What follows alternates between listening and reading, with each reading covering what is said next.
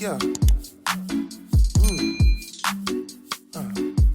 Et antenne A, oui, madame, mon émission Nabino, artiste et sonar.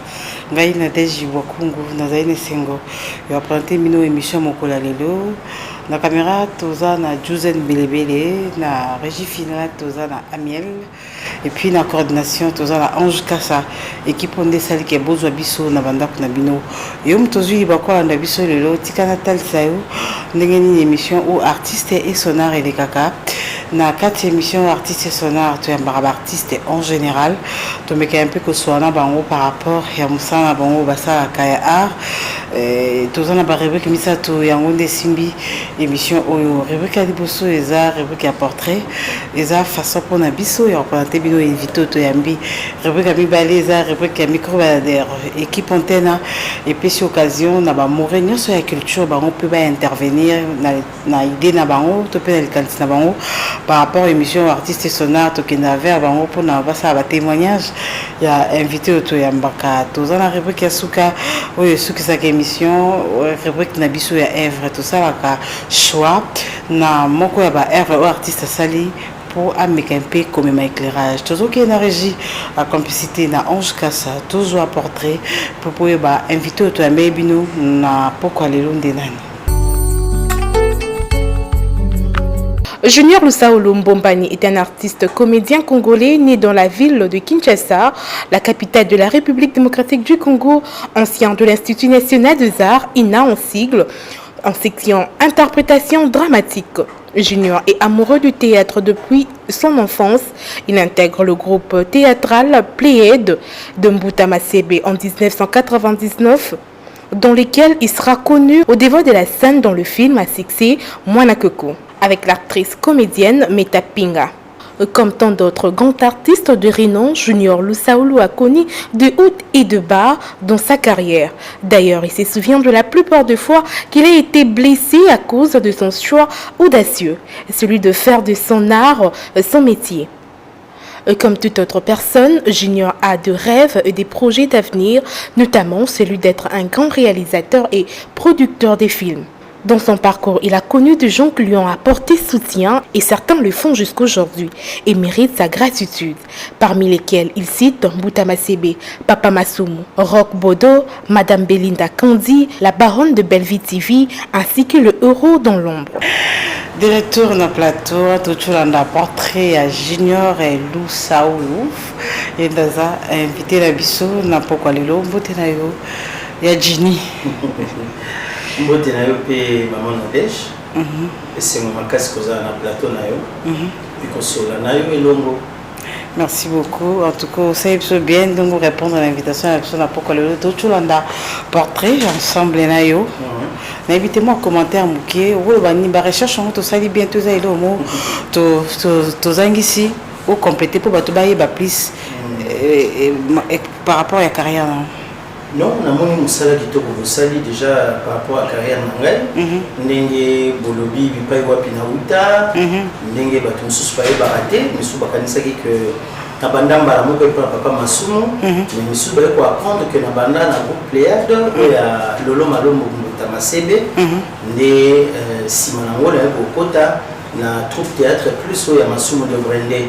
C'est vrai que dans les cas na Africa Création, ou ya kulutu na biso Rock Bokabela Bodo, ndé Simanango na ko kende pe na ina ndenge na zui cours na ngai na makambo tali interprétation dramatique na sisi kotanga yango.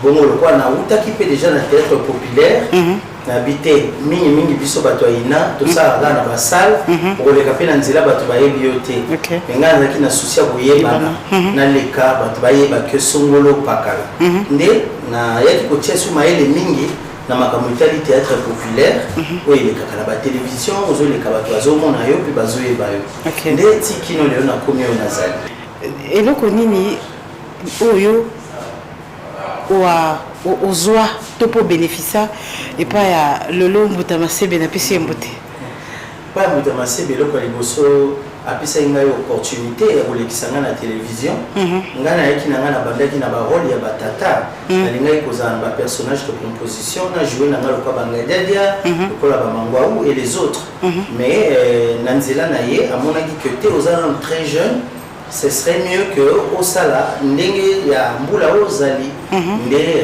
lokola nazalaki mpe na mandefu nanu te kombo mpe ya junior kombo ya bana mike nde batiaki ngai mokili emoni ngai baprenaki ngai mpe déjà bapremier pas na théâtre oyo tozalaka nango besoin oyeba ndenge nini kotelema liboso ya public kopesa mokongo te tozala na voix moko audible intelligible baexplikaki biso makambo nyonso wana déjà et puis naye koapprendre nango lisusu mingi ntango naye koya na ina mais groupe wana ya mbuta masebe nde elansaki ngai soki toye na africar epai ya rock bodo bokabela bambote na ye mpe esika olanda biso eloko nini oherita ya ye eloko ya malamu nasepelaka epai ya kulutu na ngai professionnalisme na ye parce que avant biso to banda koloba bafrançais na barole bakulutu babandaka déjà koloba bafrançais na bapersonnage na bango e biso tolandi obele nzela na bango baprésident Faustin Sukari Elombe ezala na africa tendance na biso ya kojouer na africain ndenge ezalaki mingi français lokola 80% lingala moins 20% epesaki mpe eimpose identité na nga ya kolobaka mwa bafrançais bato mosusu kutu so bayokana balingala bamitunaka biso okanisaka alobaka kaka français na français nzoka alobaka mpe lingala oui naza mwana kine c'est normal mais wana eza kaka nzela oyo tolandaki ya bakulutu mpona mingi ekomaki théâtre bakomona okwa mosala bazoba ntango bato akomona mpe ke jeune wana na balox mais azoloba français bien et encouragea mpe bajeune ebele pour que lelo balanda mpe nzela ya théâtre ndenge mpe biso tolandaki nzela ya bakulutu donc rock bokabela na nzela ya africa création na aprena mpe ebele na nzela na ye yo moko moneke nakende pa papa surtout papa masumu tabengaka africa au fait naye kotravaille na bango mpe après avoir kozala mpe pa papa masumu à un moment nazalaki na papa masumu apo na ye mpe na africa parce que na africa déjà tozalaki na groupe moko super kilima ezalaka kilimanjaro Herman Kaba Herman Kaba merci nde tozalaki kozala mpe na kulutu rock bokabela kuna nde esalaki ke tozalaki kosalaka et puis familiarité wana nde esalaki ke nayaka mpe kointervenir na bafilme ya africar mais epai ya papa masumu eloko esalaka ke na koma kuna ezalaka na 2005 wana nazalaki na pléiade ya mbuta masebe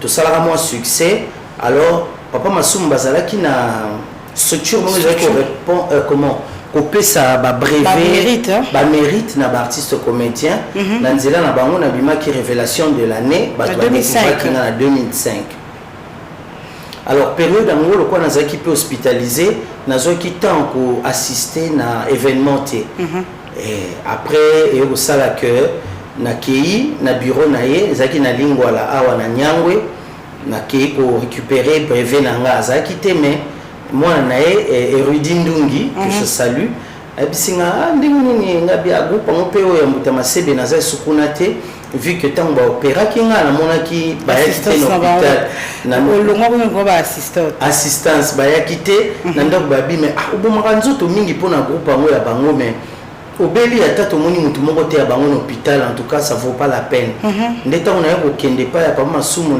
nazwa brevet mwana alobi lokola ozosala no susu te papa mpe alingi arelancer makambo c'est mieux bino na bino bato bayina otravaille no na papa ngai bon ça tombe bien kulutu namona na bafilme ba la vie est belle na bagroupe salongo et tout nazala pembeni ya bakulutu bapistonné nde ekosala ke na 2005 nakomi kotravaille sikoyo na papa masumu ti quelque soit makambo nyonso nasalaka libanda ti lelo naza chef à répétition na ye en tant qu'artiste oleki na ina okoyisa so définition ya théâtre so bi odéfinir théâtre odéfinir en ndeni junior merci beaucoup maman Nadège soki na bina définir théâtre eza d'abord art c'est une représentation symbolique d'une œuvre dramatique sur scène devant le public mutu na mutu aza na définition na ye art théâtre pe en dehors ya kozala art na ndenge totanga na bantango ya kala eyebana kozala espace esika oyo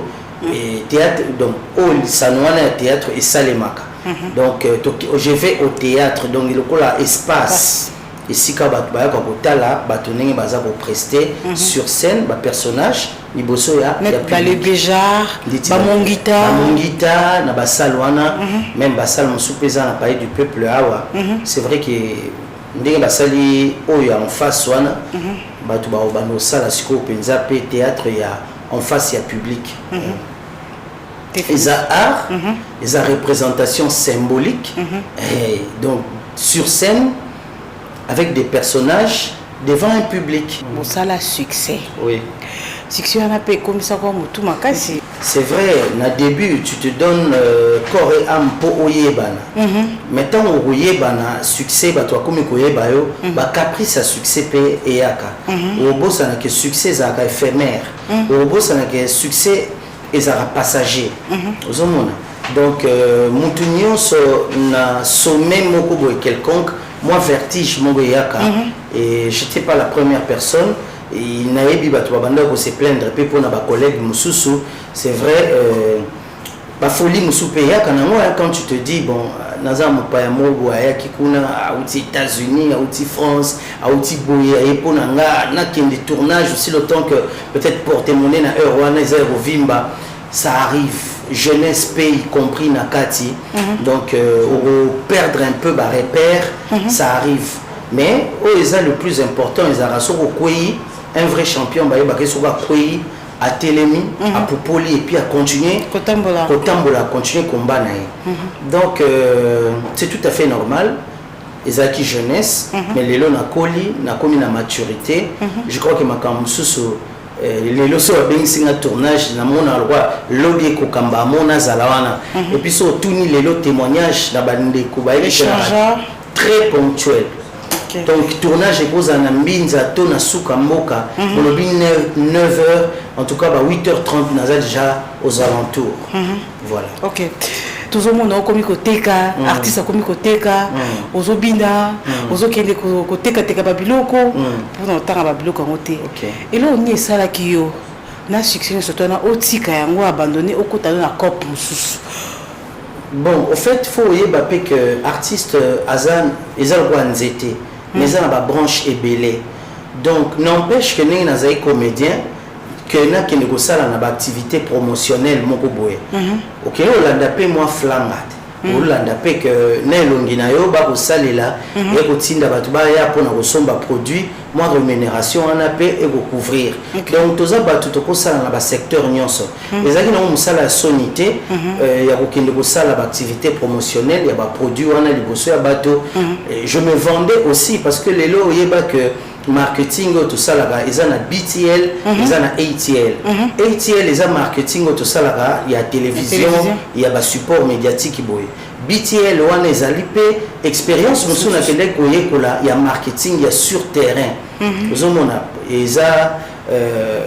et puis bah raison nous sous personnel pezalaki na talaki pe ba combat nous sous na ba croc à jambe na ba bâton voulais-je dire dans le roue au suspect na kutana na on nzela théâtre na mona que sengela na la sabato mususu que à part ko jouer naza ba potentiel mususu au lieu que to lobika ka ko kende koteka ba produit wana ko lobela ba produit na komaki ti chroniqueur oui ko animer na ko animer awa na antenne déjà paix à son âme maman Jing Nawesh na papa Arsène Kamango ba Charlie Manda aki na ina to kutani na ya bilan aluzo imiter Arsène amemanga na antenne na komi ko sala na ba télé matin na komi ko sala même ba première partie à l'émission monsieur Arsène Kamango donc pour dire que naninga ko sala la ba potentiel nanga donc c'est vrai ba tumsu na théâtre ba komi ko tia ba croc à jambe nanga ko la sabon que à part théâtre naza ba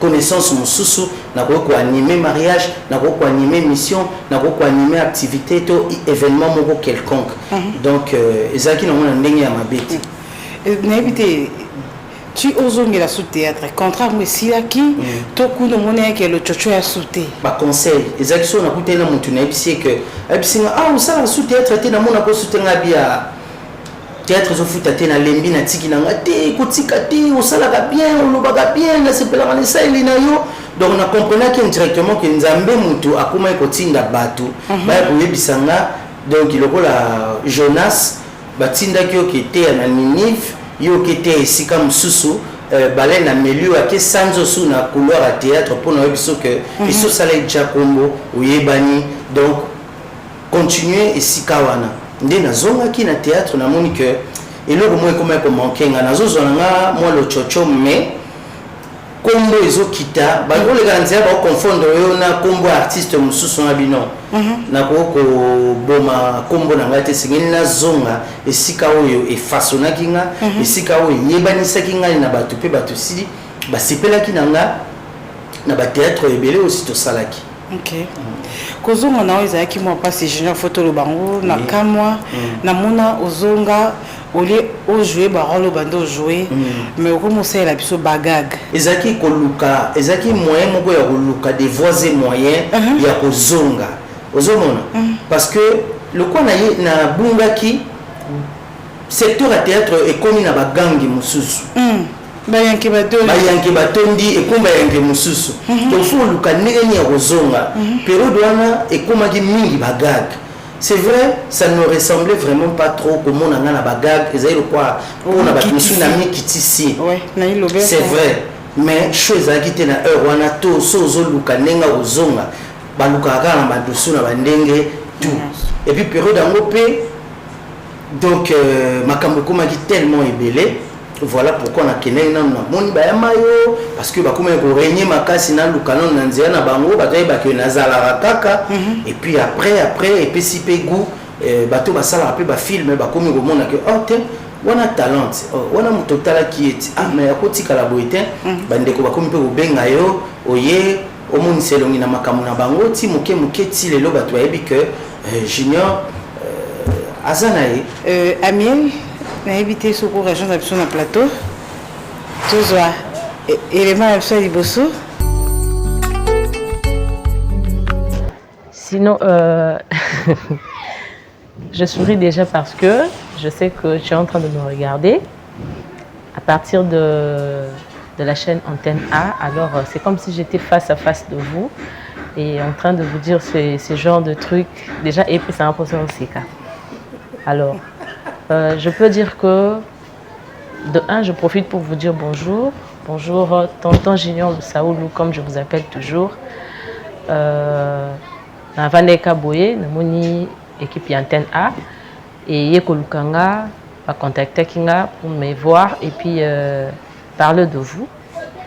Du coup, je ne sais pas trop quoi dire parce qu'il y en a tellement. Il y en a plein. Et non, il y a bandana nini, na succès na nini. Mais je vais essayer de me recadrer. Ce qui me fait un peu plaisir de vous connaître et sa façon oyo na yebelabi. Alors que moi je suis quelqu'un de nzoto kwa soki na lingi na yeba na mutu na kokende na quatre chemins. C'est comme ça que j'essaie de faire avec vous et avec d'autres artistes. Mais Namoni, avec vous, il y a eu une grande différence. Avec vous, au fait, il y avait une facilité. Naïba Namina Facebook. Au moment où il y a beaucoup de personnes qu'on a essayé en face comme ça, vu qu'elles sont artistes à Sala Nene, vu qu'à l'Ekarana TV, à Sala Genre, vu que à Yebani, peut-être na TikTok Kaka. Moi, partie et tout, mais avec vous, c'était tellement différent. Je vous ai connu sur Facebook, je vous ai laissé un message en disant que j'aime beaucoup votre talent et tout. Je vous regardais depuis que j'étais enfant. C'est pourquoi, dans ma publication, quand je vous publie, j'écris toujours mon artiste d'enfance. Et beaucoup de gens n'arrivent pas à comprendre pourquoi j'ai écrit ça. Et beaucoup essayent de me poser des questions. C'est qui? Pourquoi tu dis artiste d'enfance et tout? Ce qui n'a posté bino à chaque fois, TikTok ou Facebook ou WhatsApp, j'ai toujours des questions et des questions, des séries de questions en fait.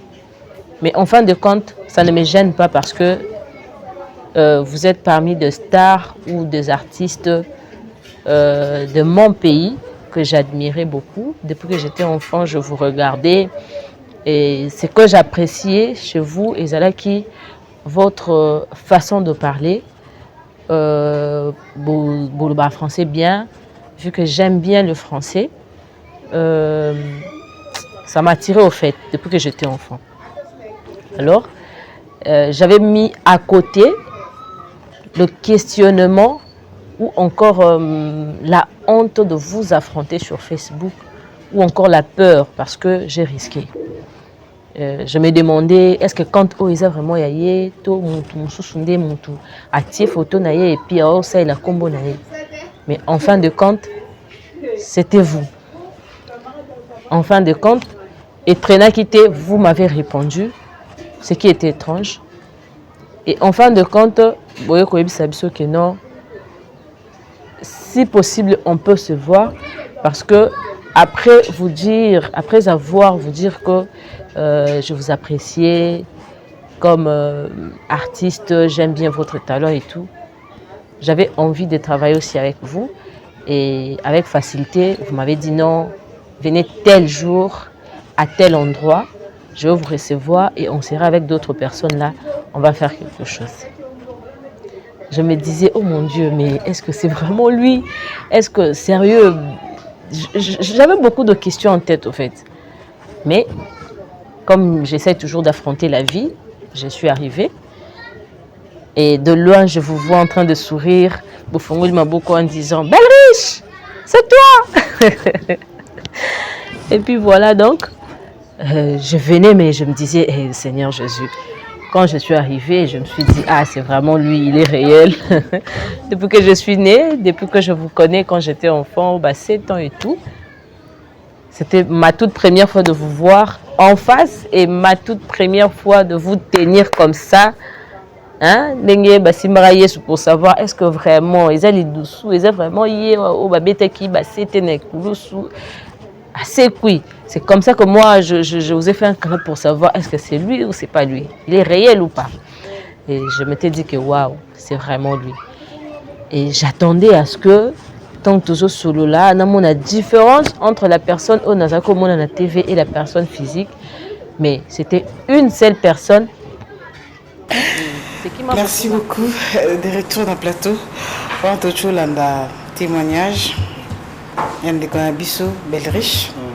Na pisi bambote esika zali na biso na biti junior alobi mwa mingi mais na mokuse point de vue par rapport à témoignage na sepeli nanu na recherche na bino Belle Riche vraiment aza fille moko aza na talent omoni biso bato toyebani toleka na télévision ebele batiaka mauvaise éducation liboso ebele bazaka soki mutu asepelaka na yo na makambo salaka alingi approcher yo ochilie minene oyo ochela milliardaire minene au raté oyo ochela millionnaire minene au raté donc on les appelle malade on a mona na kati ya musala na biso na bandeko na biso na misuba yebani ka mikolo yo mais okoka bango te donc ba mekampe ko changer pe na côté wana mutu ko approcher yo c'est vrai que mutu nyonso azo ko approcher te po bumayo oza na discernement o lukoye ba mutu alinga ya pembeni nanga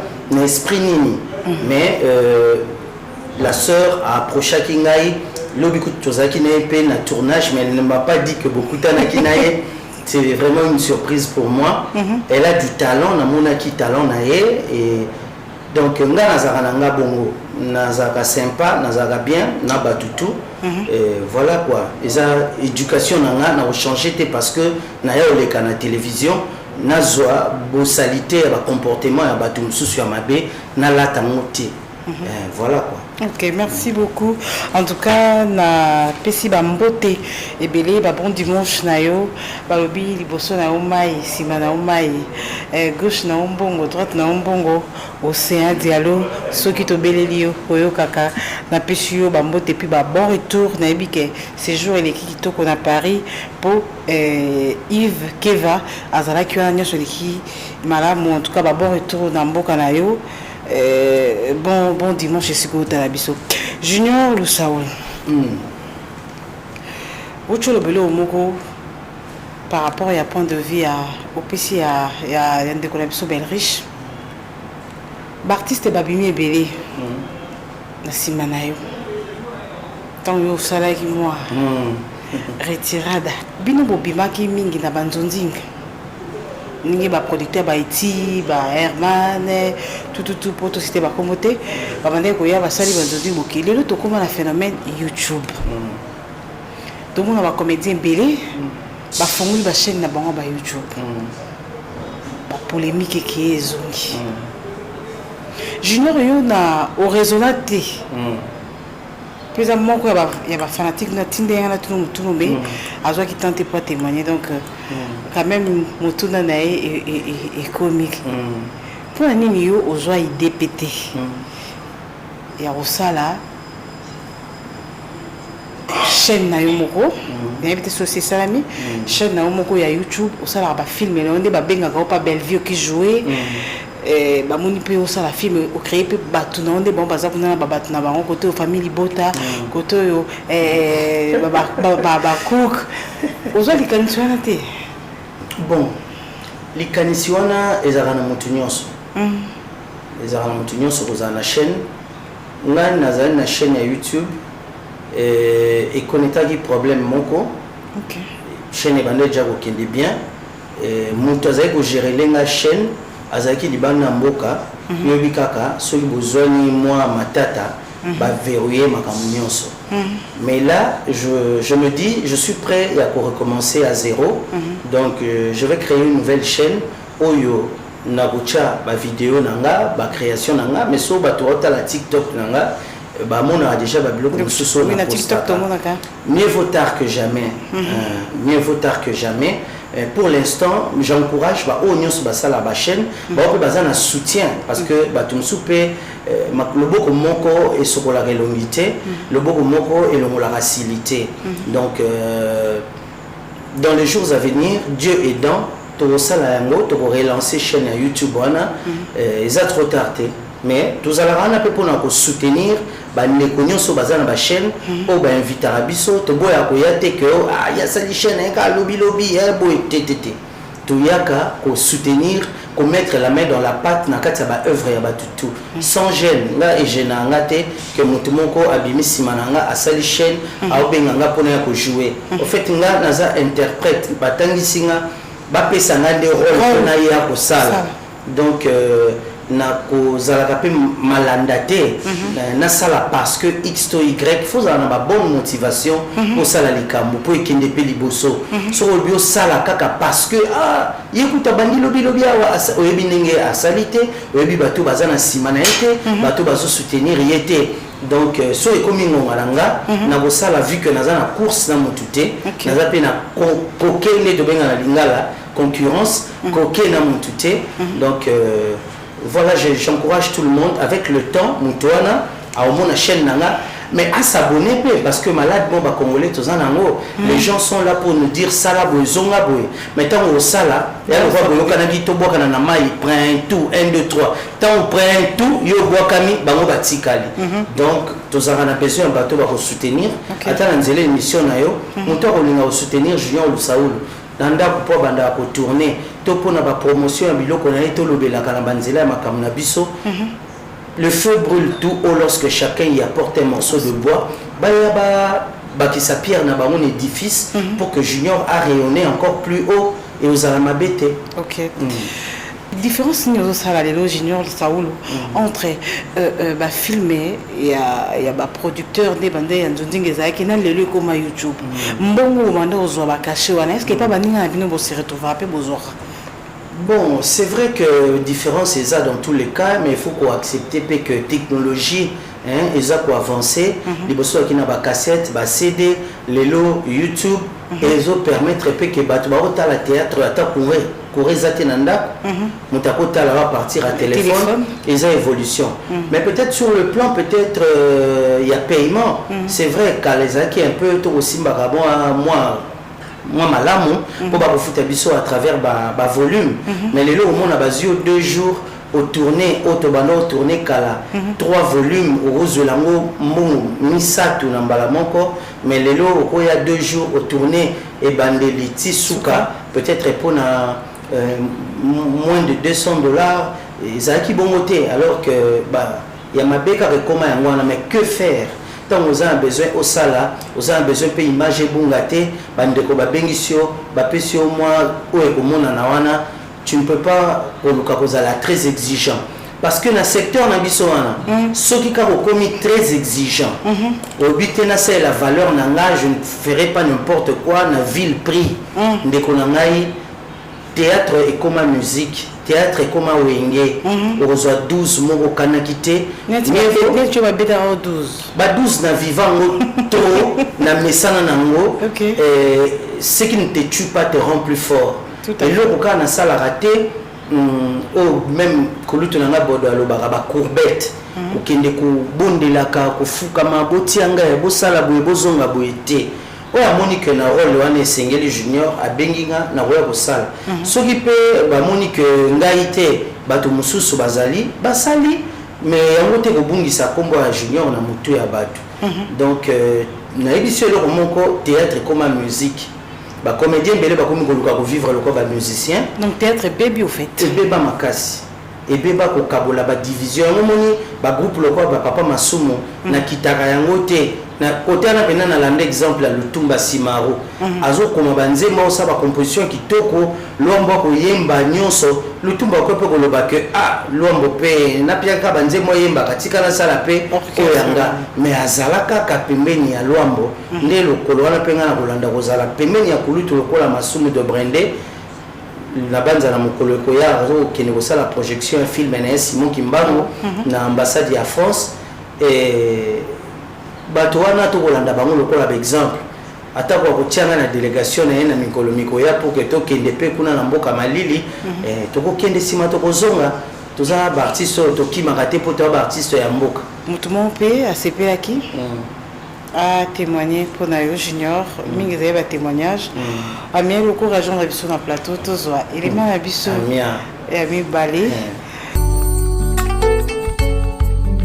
star nanga ya mboka na lingako mingi sali place ozali na moni ona maman journaliste na plateau pe na moni bato ya antenne aba yo kita awa esika nanga na tongaka je suis couturier koni na kati ya Congo mobimba pona koluka koyeba soki nga na yebi Junior soko na yebi ndenge nini oui réellement na yebi Junior na théâtre na mona Junior na ba pièce ebele oyo a impressionnanga a petit moko éloquence et vanda aza petit moko alobaka bien a respect azaka makamna batute et puis parlant des théâtres en tout cas bon habité selon nga non na mona muta joalo wa Junior te na lingaki mingi na façon de jouer na ye donc aza vraiment acteur ya munene en plus na yebi ke moi na wana aleka na ina après na penza théâtre na ina et puis aza nango na nzoto donc eza iné pona ye donc a impressionnanga makasi na ba théâtre na ye.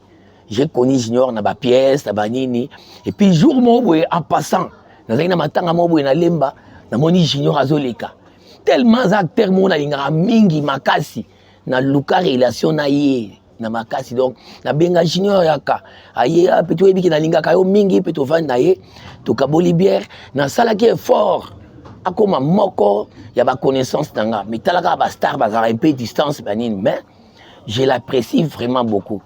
Yé pesa ezana français a jouer kitoko ezana lingala a jouer kitoko a une impression moko ya bien et puis na meka ko sala ko côtoyer a petit moko respect azana bolingo azaka na concurrence te azaka na esprit o te ya koluka akoma lokola moto donc yaza yé et puis na buye wana ayebi ebele en tout cas petit wana a okende musika mboka 42 za mabe pour ceux ezaki président mboka ya malamu ba yebi ko kipe acteur.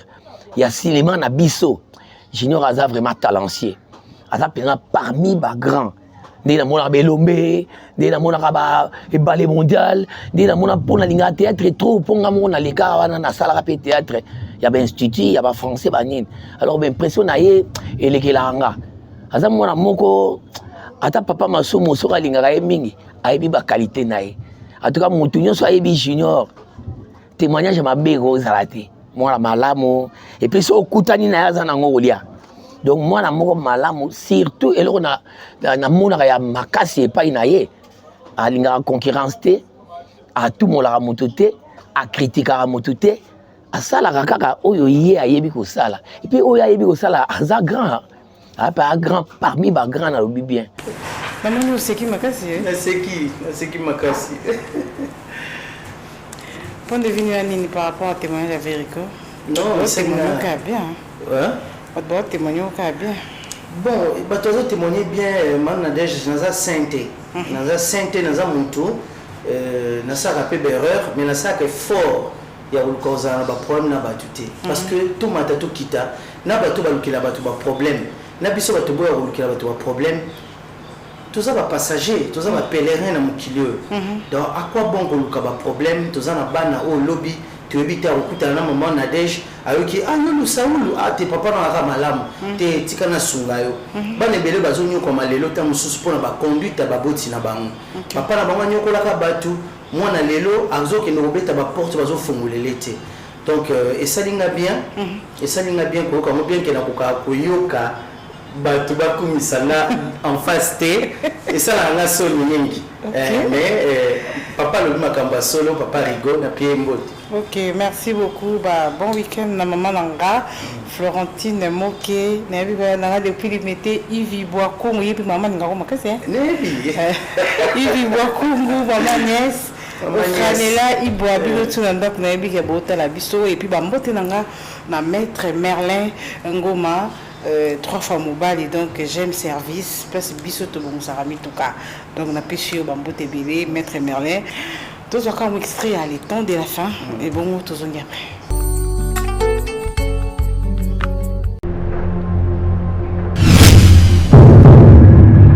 Nous saluons ta présence.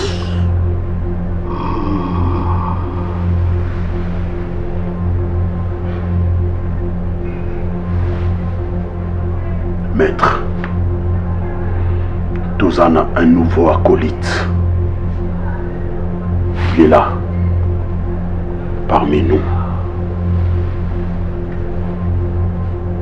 Je crois que vous avez son nom. Omae. Omae. Bienvenue. Bienvenue. Ta réception. Tu dois être baptisé.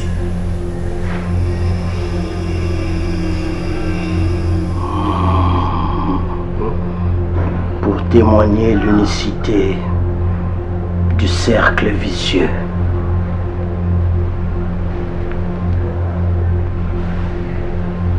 Le sang de la communion.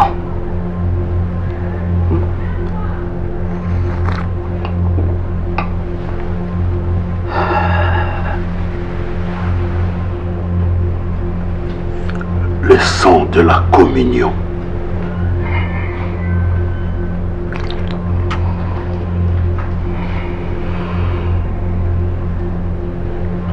Le sang de la communion.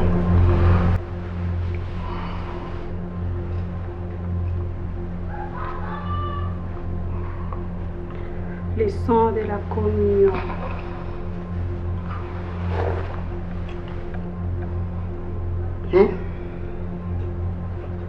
Bois. C'est maintenant ou jamais. C'est le sang de la communion.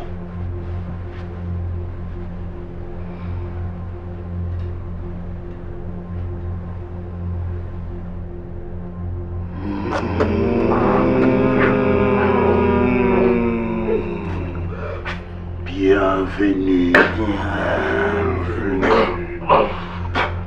Bienvenue.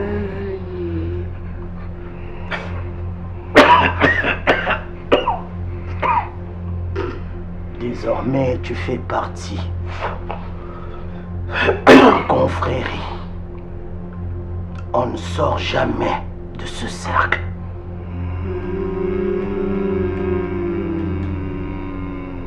Bienvenue. Bienvenue. Yaki histoire ya mutu pour koyeba pe to eza ye moko akomi dans l'écriture bien. Oui, wana eza idée ye moko maman Belleville. C'est vrai ba idée ou tala départ ou d'autres. Ba idée mususu ezala makambo tozo vivre na entourage na biso. Ba idée musu pe la biso na bato ba kutani na makama ba benga ka pe biso mususu pona ko koloba que est-ce que beaucoup ça leloko ya boité beaucoup ça leloko ya boité sima ba oyo ba sengeli na kokoma ba bongisi wana ezaki film moko ezaki vraiment un peu en caractère évangélique parce que toza wana ka te pona kosekisa mais sengeli pe koteyaka na nzela ya kosekisa même message moko au pesa na ba comédie par rapport à théâtre na biso modèle et comédie. Oui, c'est vrai besoin vitesse ba YouTube mais besoin ba payer moi mingi photo loba. Mais yo en tant qu'artiste au pesa message nini pour na baninga na. Bon, na bande ko ngai na ko yebisa bango kaka que tozala ba ambassadeur ya malamu tozala ba ambassadeur mingi pe toka ba fanatique na biso ba se plaignaka on a peut-être ba bengio o yamba batu bien te na téléphone o mona batu un peu tinate alors que tu es baraté. L'homme n'est rien sans l'homme. Nasima batu msuso to négligeaka makambo pe malamu ya kananzela na bango.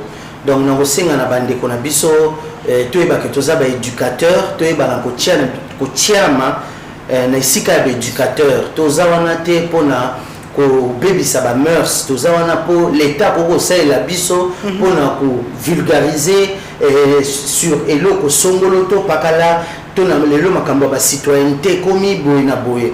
Donc toza wana kaka te pona ko sala makambo oyo ezanga tina to eba ke toza ba moteur ya makasi oyo tokoki pe ko changer toza na apport ya makasi tokoki ko bakisa na kati ya société na biso pona makambo etali changement de mentalité.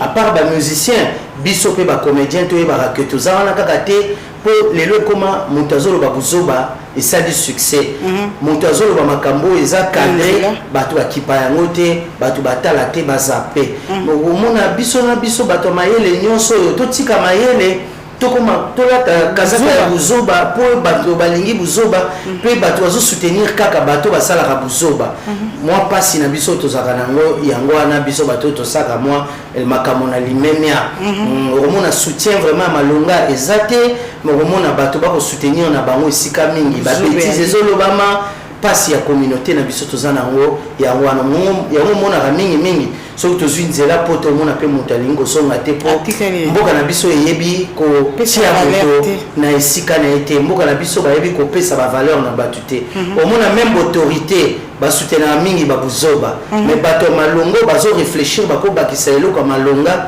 baautorité mpenza bakipaka bango te mpasi na biso yango yango omona soki tozwi nzela boye nake États-Unis nake nabwaki ngunda nakende nakufa ata kuna bozela kaka cercueil mokolo koya mpo mboka tosali mingi mpo na yango kasi ezosolisela biso en retour ya malamu te donc na bandeko na biso conseil ata mpe komboka kosalaka bongo tolemba te pour nous avoir ressuscité quelques bateaux pour réfléchir dans la même direction basant la vision le la biso ata ba la million te ata mi balé à pamba ba kotia la main dans la pâte ba soutenir biso to lembate biso bateau tozolinga ko sala makambo na ndenge ya malamu pona ko changer mentalité na kati ya population na biso opesa bambote ponga ko opesa bambote opesa bambote na pesi mbote na moninga na ngai Serge Pouf azali na Londres a soutenaka na pesi mbote pe na maman Billy Vumo kaza na Londres bato ba soutenaka na pesi mbote na papa Serge Chinzu aza na États-Unis